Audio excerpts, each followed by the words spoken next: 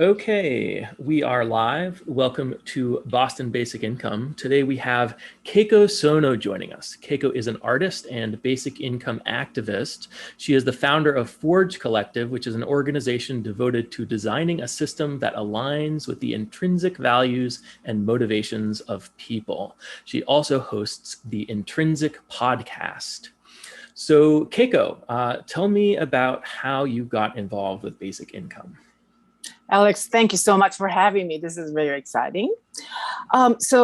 Yes, as you mentioned, I am an artist. And about 10 years ago, I was pretty appalled by the way artists go through so much to even just make work. They hardly ever get compensation financially. And especially in Hudson Valley, there's really not much hope to be really famous or very successful as an artist, but there's so many artists here who would really dedicate so much time and energy into making works that they're passionate about. So I started thinking, well, this is not only detrimental to artists, the fact that they don't really get financial compensation, but it's also a loss for the society at large. So I started thinking, is there an alternative model, economic model for artists and creatives to be supported to do what they're good at? So I looked at a lot of different options, like local currencies, barters, even like permaculture.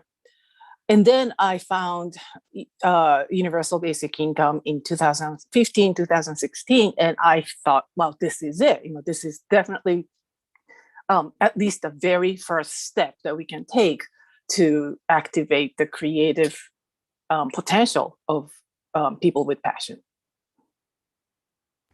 Yeah, that's an important point. So sometimes we can think about using art to communicate and to kind of support activism, but it's also true that basic income itself is something that allows us to do art. So there's an Absolutely. Yeah, I love it. In terms of using art to kind of support basic income activism, how does art or how might art help us talk about things that are hard to talk about, especially when it comes up against people's deep-rooted political beliefs and stuff like that?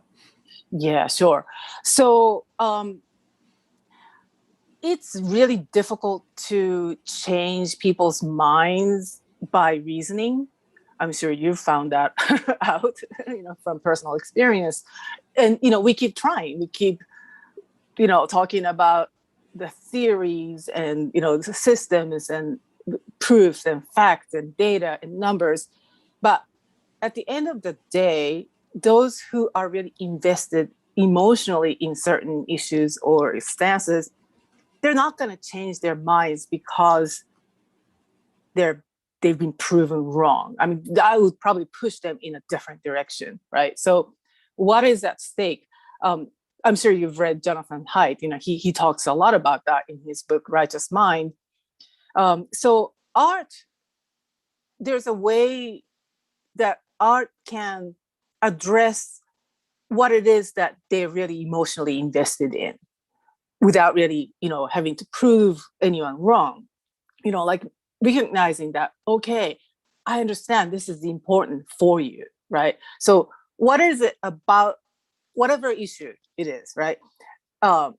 What is it about that issue that you are emotionally invested in for? And, you don't really ask them in that sense, but, you just kind of get that. And somehow, if you can create an environment through art where you can respect that and come to an agreement that we do agree and we respect each other's that emotional investment. And how can we grow from that, right? So I think UBI has a potential to, to respect everyone's rights and everyone's ideas and everyone's passion and encourage everyone to pursue that, right? UBI is so neutral on its own. It's not neither conservative or progressive. It's just a monetary policy, really. So if you can get to that point, if you can just present UBI as this kind of neutral thing and respect, everyone's emotional investment, I think that's how art can, what art can achieve. Yeah, I think people have these kind of built up, internalized defense mechanisms and responses to kind of the usual arguments that they hear. Exactly.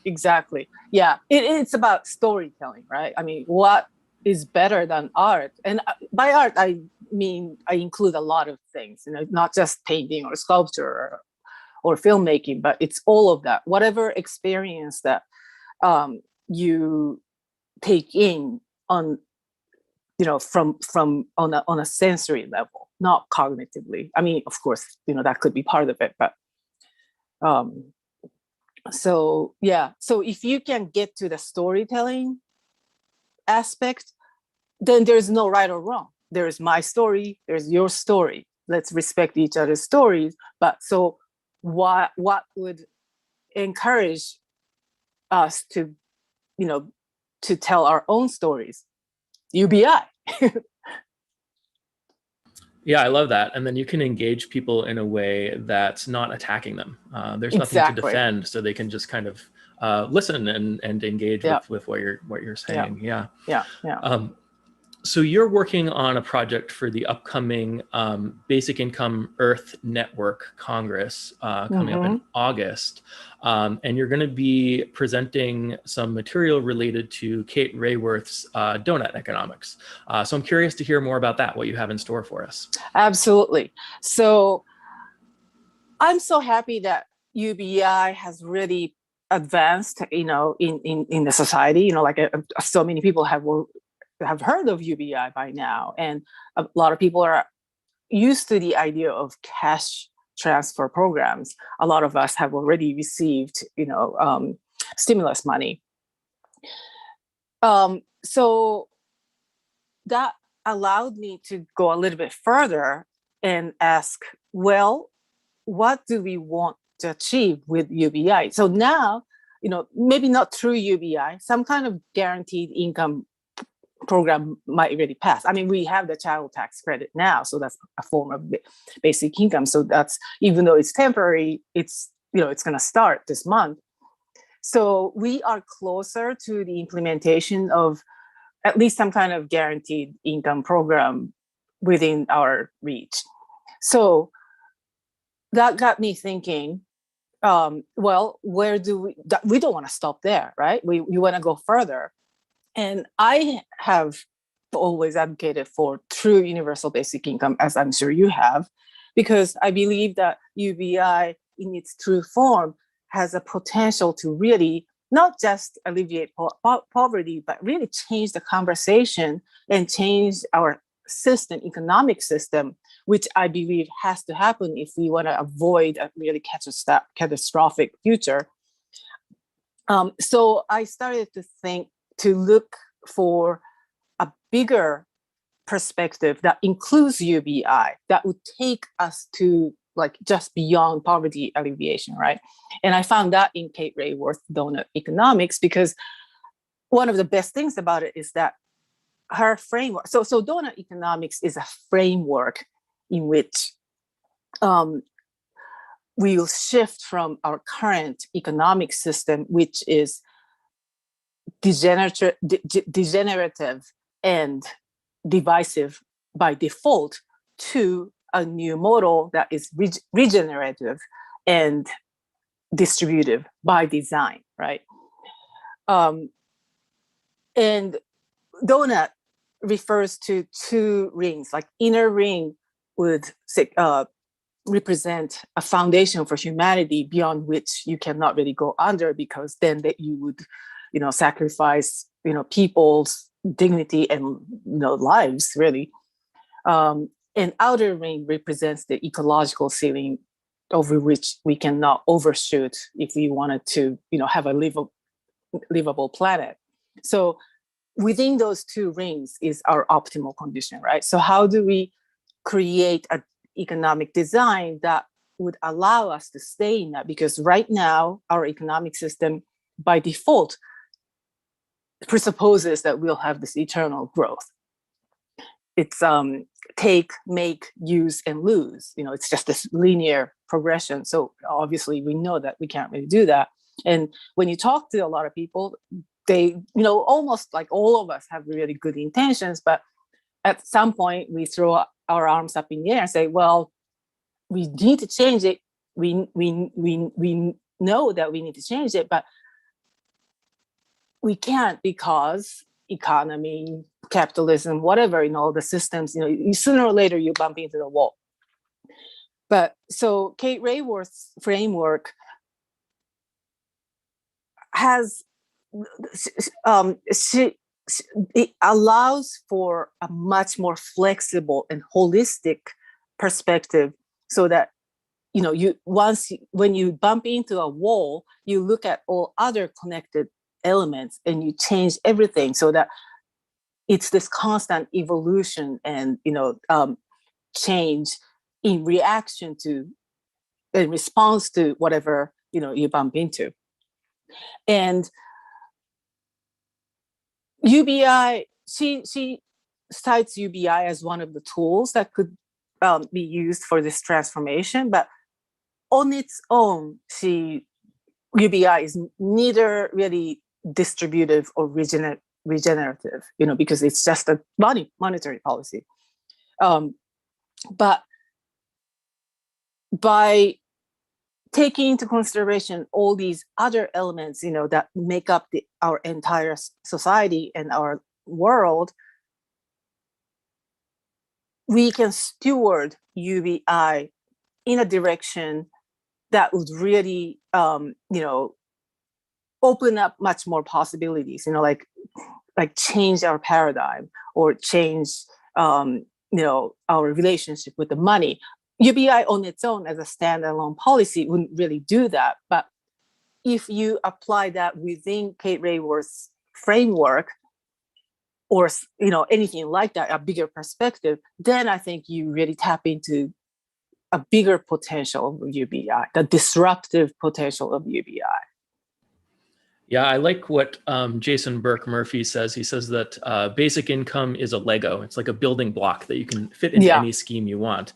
And you could fit that into a scheme of a perpetual growth economy that, wastes all of our resources and burns up, the planet or something like that. But it's a very efficient building block. And whatever kind of goal you're trying to achieve, you can have basic income be a component of that and have your whole system work more efficiently. Now, I haven't read Donut Economics, but maybe I should because everybody's talking about it. But I liked your explanation, and my understanding is basically that there's a certain minimum level of resource usage that we need to sustain humanity, and then there's a maximum level of resource usage that we don't want to go above because it's not sustainable. So we want to be somewhere in the middle there. So there's kind of like this Goldilocks zone. Of course, it assumes that the level of resource use necessary to sustain humanity is less than the level of resource use that would destroy the planet. But I think that that's probably reasonable. I think that's likely that we can do that. I'm optimistic about that. So in terms of how you are presenting this idea or planning to present this idea, are you incorporating it with your art? Actually, I am producing an animation video. I'm working with a 17-year-old animator who just graduated from high school. She's a great illustrator. So I asked her, I've hired her to do animation for me because I love working with young people.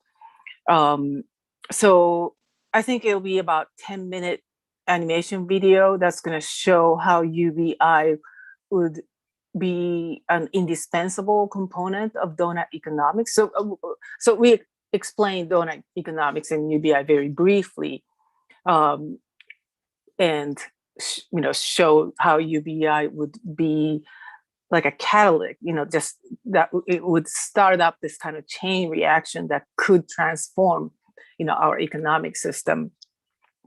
And like really transform our linear and flat thinking of economic system into more like an ecosystem, financial ecosystem that includes a lot of different tools. And, UBI, as I said, is like the first tool of that. So here's a question. There's a lot of people who are supporting UBI these days. The movement has grown quite a bit, especially with Andrew Yang coming along and all of that momentum. And different people understand UBI and the problem that it solves to different degrees, and maybe in different ways from different perspectives. So my question is, to what extent do people need to understand basic income in order to support it? Or at what level do they need to understand it? That's an interesting question. I think you do have to understand it to some extent to really support it, because there's just kind of a pleasure in like really thinking about it, in terms of like really wanting to understand the policy. I think the policy itself presents a really interesting intellectual challenge that, we do like to think about. But you probably don't have to have a full grasp of what UBI is in order to like really fully support it, because I don't really claim to understand every aspect of UBI myself, so I think the important thing is, again, really take care of the emotional connection. Obviously people who do need UBI are most emotionally invested in UBI, I would imagine. So our challenge is to bring people who don't really need it to that same level, of like emotional connection. I think that is the challenge for the UBI movement going forward. Interesting. So you feel that you have the sense that most of the people who would actually really benefit from UBI actually do kind of, if they know about it, they kind of connect with it and support it. Oh yeah, definitely. Just from my interaction with the Yang supporters and UBI advocates, that is my observation. And that's also, that's been the challenge, of course. I've been advocating UBI on local level here in the Hudson Valley. And, there's so many passionate people who are committed to, activism, but a lot of these people are middle class, educated, mostly white citizens. And there are other issues that they're more concerned about, before they're concerned about UBI. A lot of them are concerned about environmental, climate crisis. A lot of people are concerned about racial justice, and also, voting rights and democracy, all of those, and civil rights. Those are, and of course, housing and healthcare. Those issues usually come before UBI for those people who are used to be, activism, at least, in this middle class area. So to bring those people into our camp and show how UBI it would be connected to all these other issues, I think that is the challenge. And I'm not sure that we can really get a true UBI implemented without the support of these educated, liberal, voters, because they're the ones who vote. Yeah, I think that makes a lot of sense. Go ahead, Bethany. Yeah, this is sort of what we've been talking about all along, but I guess I'm curious what you think some of the key barriers are for people who don't support UBI, and how you think art might be able to reach them. Maybe you could give more details about how an art project might speak to those versus some other efforts to persuade them. Yeah. So, when I say art, so far I've really relied on like storytelling and communication tools. So I've used podcasts, intrinsic podcasts. I try to have people from the UBI space in the same conversation as, people who are like local officials who are, versed in public housing, affordable housing, and that kind of stuff. And I've had a lot of interesting, good conversations by doing that. But, that's just one. I think I tried to get the basic income march going last year. Last year, of course, was really hard because of the COVID, but that was hard. Getting people excited enough to join a march. I think it's definitely possible in big cities like Boston and New York, but in a small, more rural or even like suburban, small cities and small towns, I think there's just not enough excitement around those issues. I've been to like John Lewis Voting Acts rally and stuff, in small town of Kingston, and people are so excited about that. That's just something that, those are the things that people really get emotionally excited about. But somehow we can't really get that going, at least in my experience with UBI. And, hopefully with this pandemic, maybe, people will really get there, but it feels like we need to connect UBI with like bigger umbrella, that especially that includes climate crisis, now, because it's such a big problem this year. Yeah, I think we probably saw you at the Basic Income March in New York in 2019. Yeah, I was there. Yeah, Bethany and I were both there too. Yeah, this year, instead of organizing one myself in Hudson Valley, I'm going to just join people in New York City again. Yeah, I think we're going to stay in Boston this year. We have a daughter now. I know. I mean, Boston would be kind of cool too. Yeah. Bethany, did you have a follow-up? Yeah, I guess I'm thinking about how, on the one hand, one of the advantages of UBI as an issue is that it can sometimes be at least presented as nonpartisan or appeal to people in different parties. But on the other hand, I'm thinking about how part of what gets people excited are these issues that are kind of these in-group, out-group issues. Like, I think part of the reason people get into whatever, not the only reason, but like one reason people might get into an issue like climate change is that it's connected with their identity because they're part of like being liberal, and like this is an issue. I'm not saying that's the only reason, but there are many issues that like it sort of adds an extra emotional component to have it be partisan. And so I guess I'm seeing like this tension between the maybe desire to have it appeal broadly and the fact that people often get really excited about issues that are contentious and are disagreed upon across party lines. So I wonder if you have any thoughts on kind of how to deal with that tension in terms of getting people interested, Yeah, definitely. To actually, I was really looking forward to having that kind of opportunity to talk to people who really viscerally hate the idea of UBI. I've come across a lot of them while I was collecting signatures for Andrew Yang as a delegate. And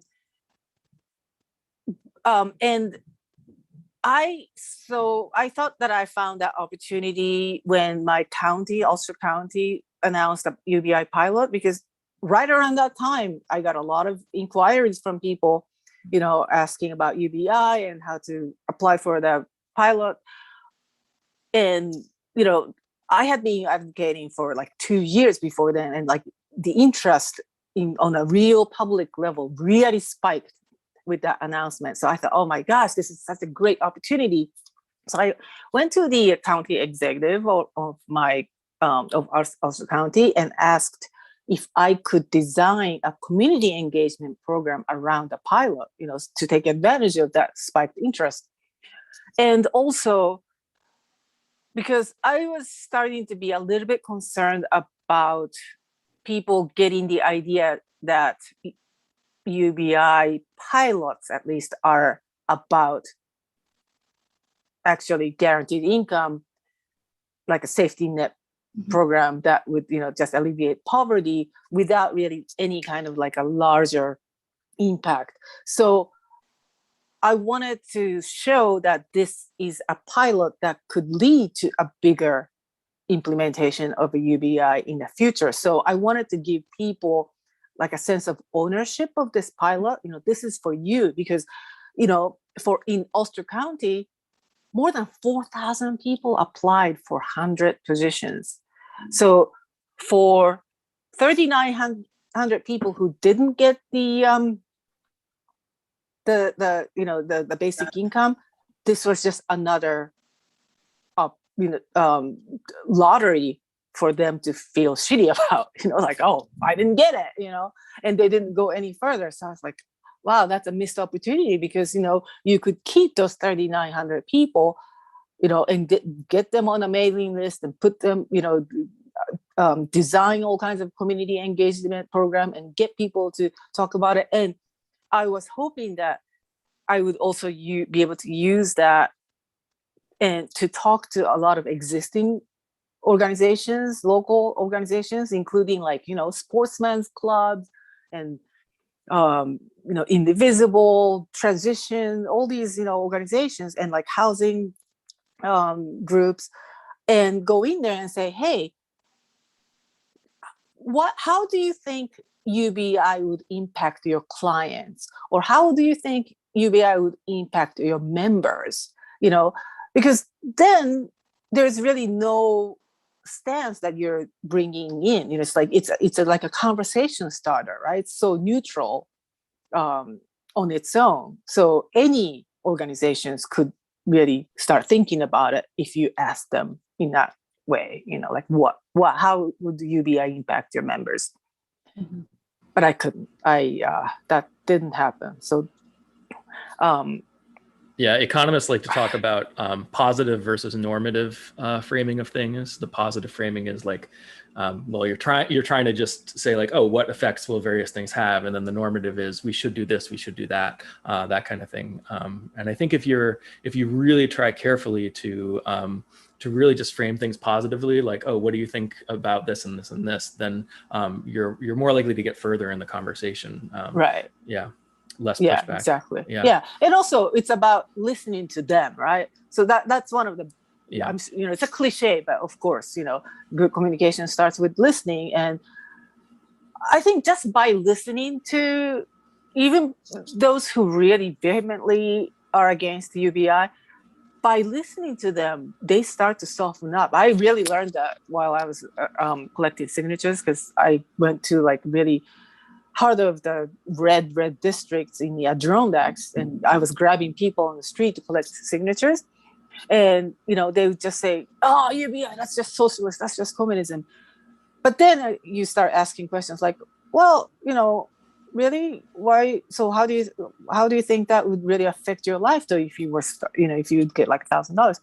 And you start the conversation, right? So, I wish that we had more systematic and organized community engagement program around every pilot that's going on right now in this country. That just imagine what an impact that could have. But there's so many technical problems around that. I like the distinction that you're drawing between asking someone versus telling them something. I think that's the better distinction than the positive normative one that I was saying. But with the pilots, it's really tough, because what are you trying to do with the pilot? Like, some of them are avowedly, trying to tell the stories, and that's like what the project is. And then some of them are trying to look more scientific, and then you have to, you have to protect the people who are part of the study, and they can't interact with the outside world and all of that. Yeah. So that's challenging. Let's go to Joan. Go ahead, Joan. Hi. So I'm happy to meet you and hear you. I have a question about talking to other artists about UBI. That's a smaller segment of society, I realize, but you're talking about trying to basically not convert, but persuade through emotional means people who are not necessarily open to persuasion, like people who are interested in other issues like environmental issues and white middle class educated people and all of that. But I think that our artists themselves cut across a lot of political and class lines, and may in fact be a part of the population that could be used more vigorously, I guess, to promote it. Because well, I'm a writer, poet, and any artist, poet I know would welcome that greatly into their lives, UBI. I mean, that's just a given from what I know. So that's not even an argument. Nobody has to argue with an artist about whether they need a guaranteed income, because they all do. They all want to do their work, and they're all taken away from it by other things that take their time that they don't want to do, other kinds of employment they don't want to do. So even, okay, yes, poverty and solving other social issues, but it's also addressing that issue of freedom, and that issue to be free to create. And I think that's a very basic human impulse, even if people aren't necessarily identifying as artists.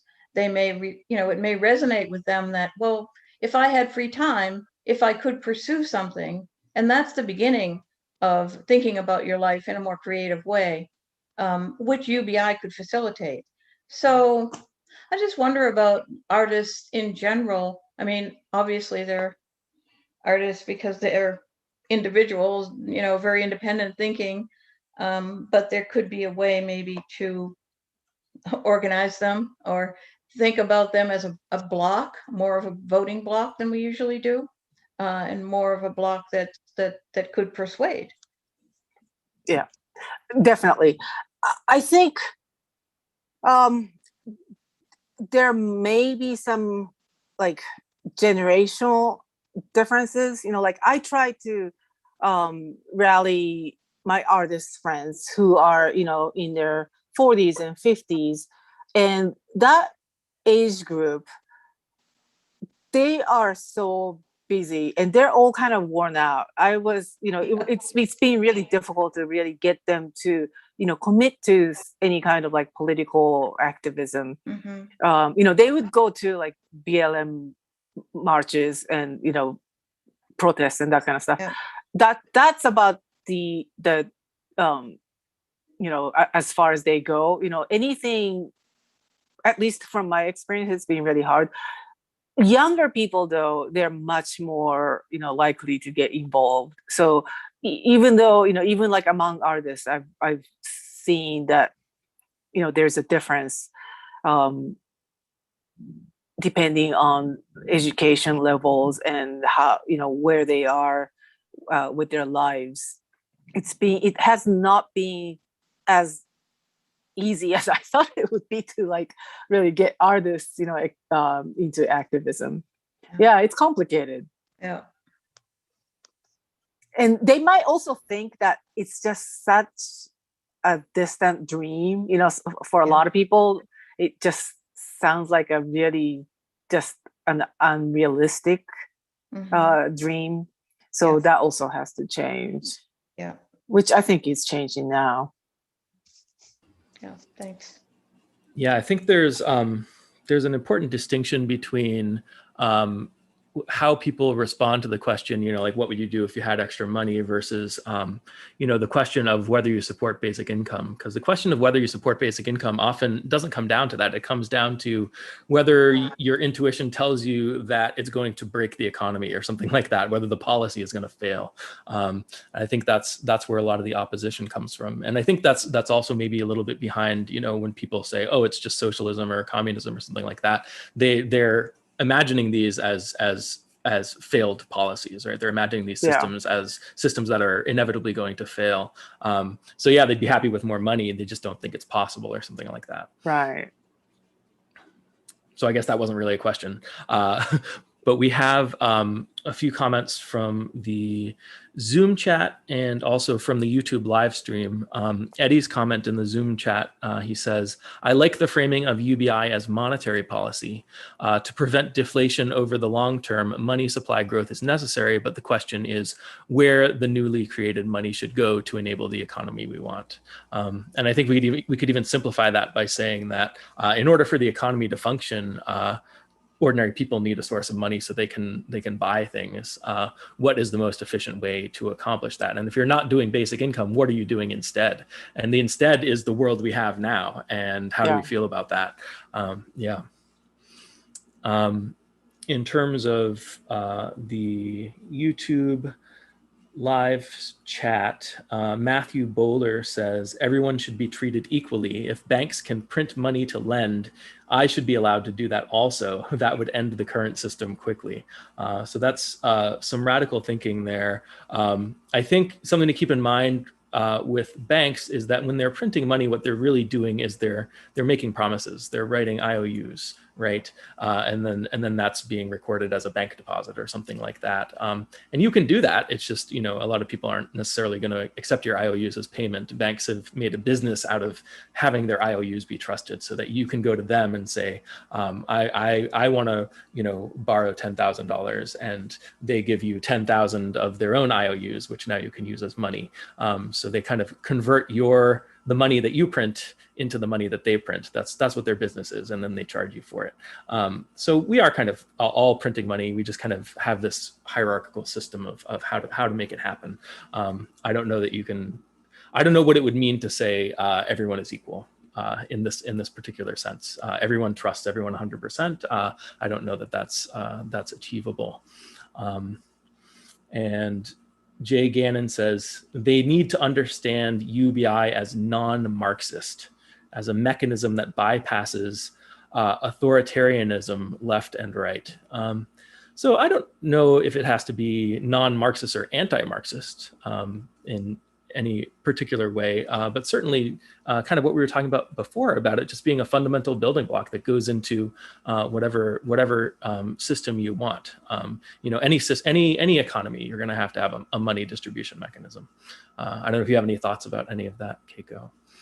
No, I agree with everything you said. So what does kind of concern me a little bit is that, because UBI obviously is really about, distributing money.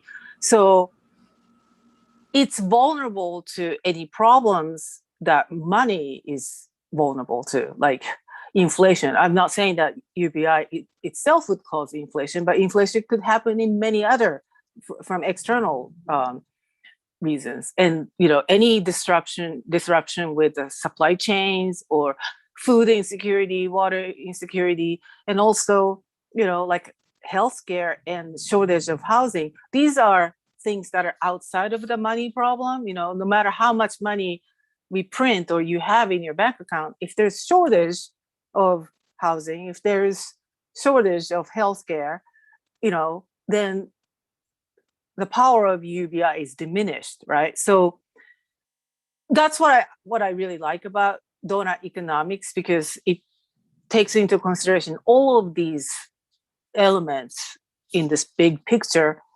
And so that if you really, think of this entire thing as a big puzzle that are all connected with each other, then it's possible to think of UBI in a more effective and efficient way, and in a way that you can shore up maybe like the vulnerability of UBI.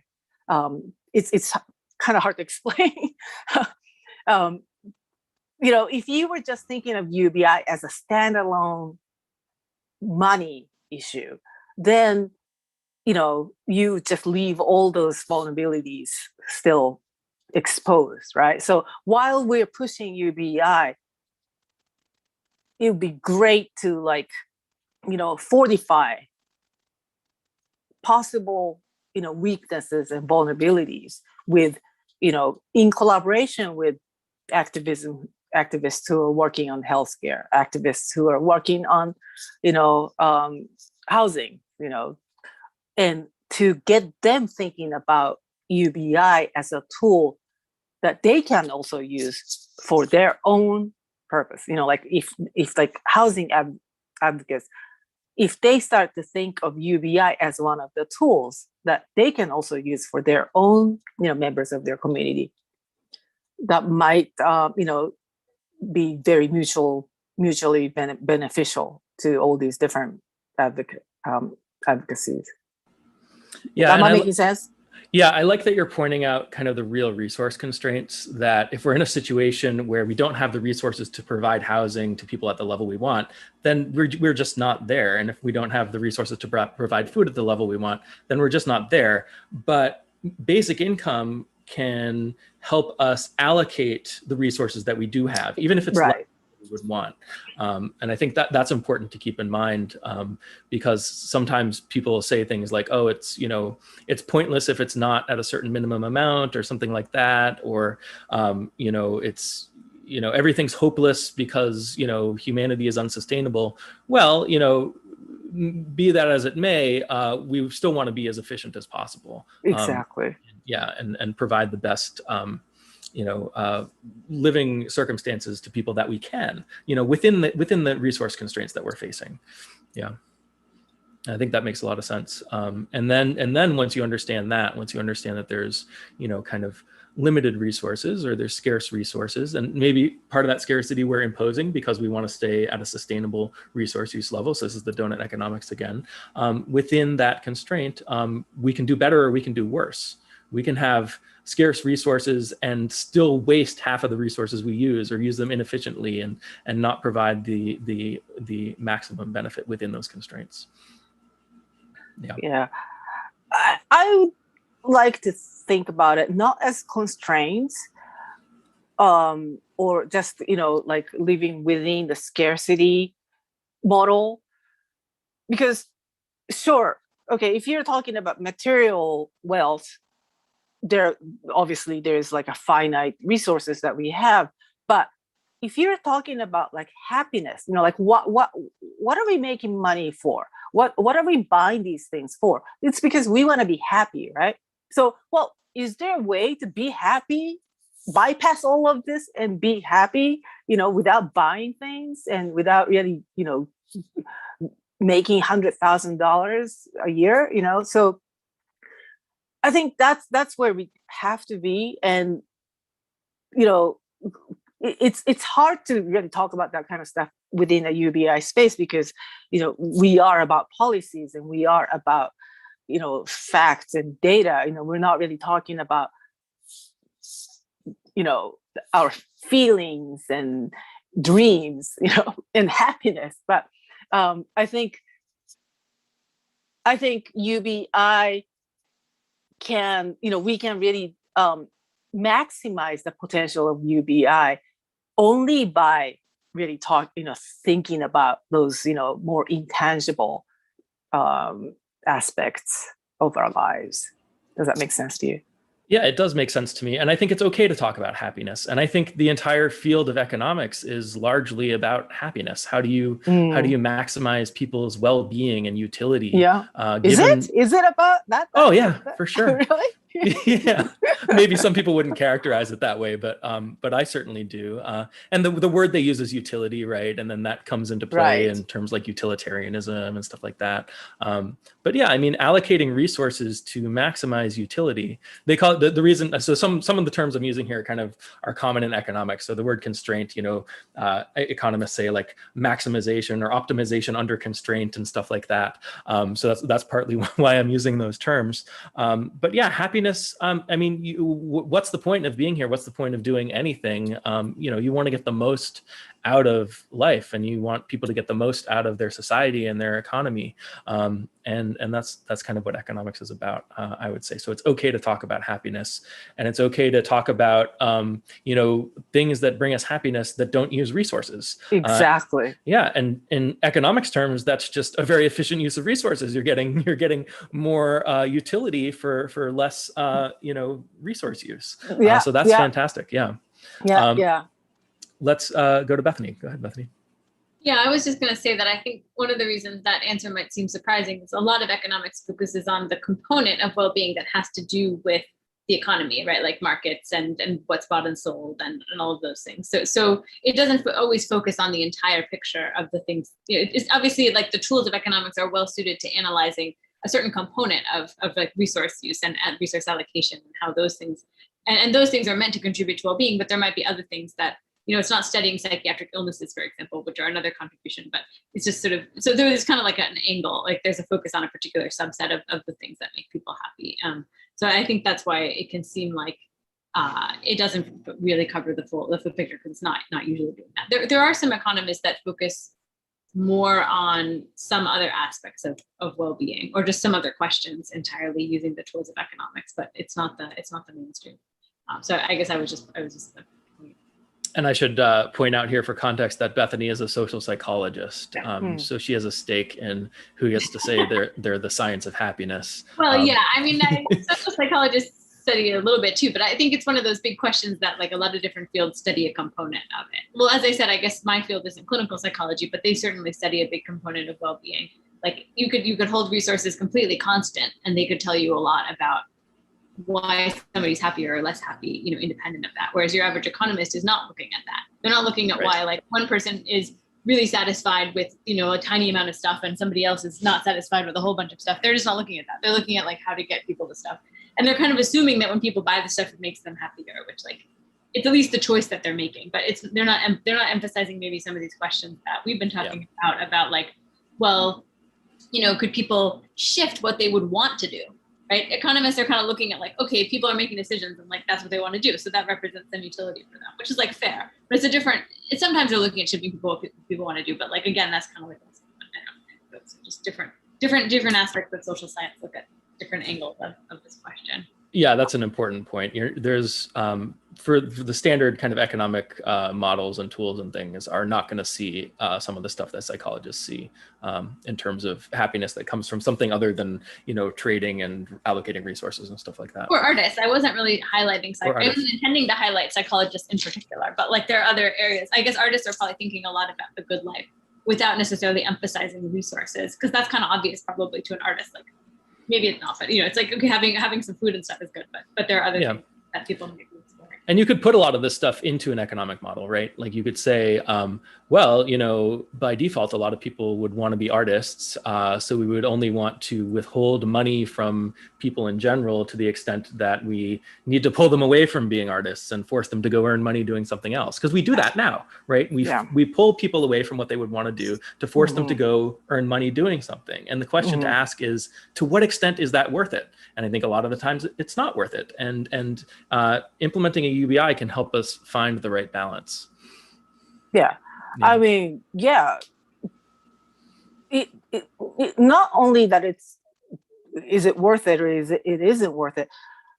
It's, if we could align people's intrinsic motivations, like their passion and what they really want to do with the way they make money or the way they contribute to the society, we would be so much more efficient as a society, because we waste so much mental health and energy by stressing out, by doing things that we don't really want to be doing. I mean, I don't know if there's like any effort to like quantify that. If you think of that in terms of waste of our mental energy and productivity because we are not doing what we want to be doing, is there a way that we can shift so that waste would be eliminated and we would really save so much more in like mental health and productivity? Or is it just too hard to think it that way? Well, I love this question. And you're kind of pointing out the other side of the coin. So there's like, you pull people away from what they want to be doing, and that on its own makes them sad, but you might be pulling them away from something that would contribute even more to society than what you forced them to do to earn money. And it's really hard to like, to look at someone and say like, oh, this person's time is not being used optimally or something like that. We can't really know that kind of at the individual level, but we can know what our incentives look like at the level of the whole economy or the level of the whole society. And the more efficient, kind of our social incentives are, and the more, I mean, you call it intrinsic motivation, but that, our intrinsic motivations come from somewhere, and those can change too, depending on outside incentives. So how do we align not only the economy with people's intrinsic motivations, but how do we align people's intrinsic motivations with, what's good for society as well? Yeah. And for themselves. So thanks for bringing that up, because this is where art can really come in handy. how to even like identify your intrinsic motivation, and how do you even know that what you think that you want to do is really what you really want to do, right? So that's why thinking of whatever you're doing, your project or whatever, your activity as an art project really simplifies the priority, because you evaluate by asking yourself, is this making me feel good? Is this really coming from my heart? Is this something that I'm proud of? Is this something that I can really tell my children about? Those are the evaluative methods that you use to evaluate artwork, right? So if you see your project, whatever, your business or whatever, in that term, I think it does help you, set your priorities straight. Yeah, I think that's right. So to kind of shift the conversation a little bit, there are activists, of course, for basic income, but there are activists for other issues as well, and some of them kind of conflict with each other. There are people who feel very strongly opposed to basic income as part of their activism. So how do we work that out? And can there be a way to kind of align, people's goals so that we're all working towards something that's better for everyone? Yeah. So I think one example of such conflicts is like job guarantee, people who support job guarantee. Yeah, that's what I was thinking. I wasn't going to say it. Yeah. Okay. So I think a lot of people say this, like, why not both? Right. The way that I've been kind of thinking in our local community is to have like a federally distributed UBI plus locally based job guarantee, and not necessarily locally funded. The funding could still come from federal sources, but it should be managed locally. But the biggest difference would be that I would think that it's better to have like project-based, like a job board kind of thing, and not necessarily like full-time employments, because with UBI, people probably are not going to want like a really long-term full-time employment. They want like a fun project that they can work on for like a couple of months that you need extra money for, and then you can move on.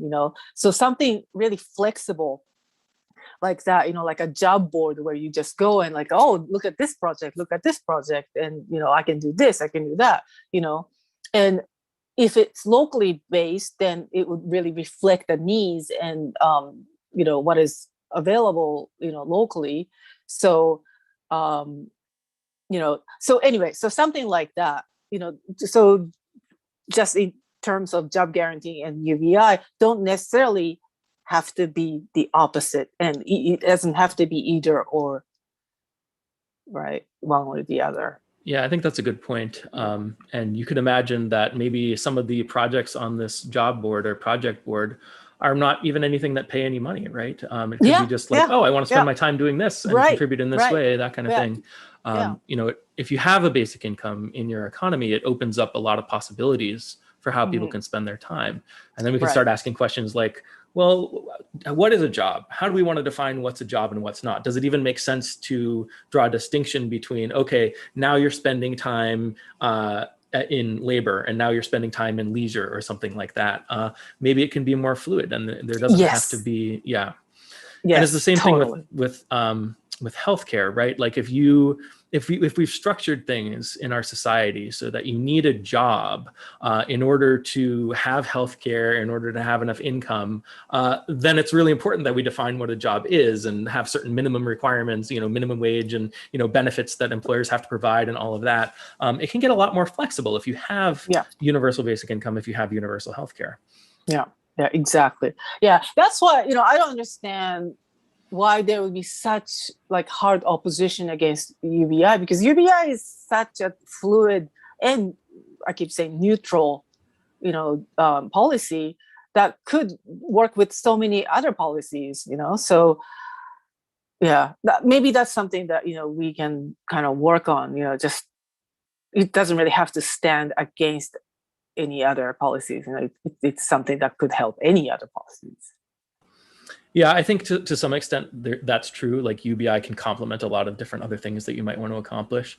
To some extent, there's also going to be trade-offs. Like if you're giving people more money through one mechanism, maybe that means you can't give them as much money through another mechanism, something like that. So I think, job guarantee people are acutely aware of that, right? If you have more of a UBI, then you can't pay people as much through the job guarantee or something like that. So that can be hard, especially if you feel strongly that you want people to be selling their labor in the market, and you feel like that's the most generally in expectation, it's going to be the most productive way to have people spend their time. I don't think that's necessarily true, but but that's kind of the intuition, I think. Yeah. So we are getting towards the end of the hour. Are there any final thoughts you have about basic income and art?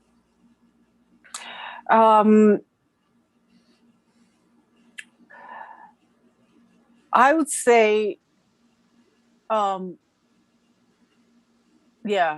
just thinking of any of your projects as art. In my presentation at NABIG, I listed psychological benefits and social benefits and financial benefits.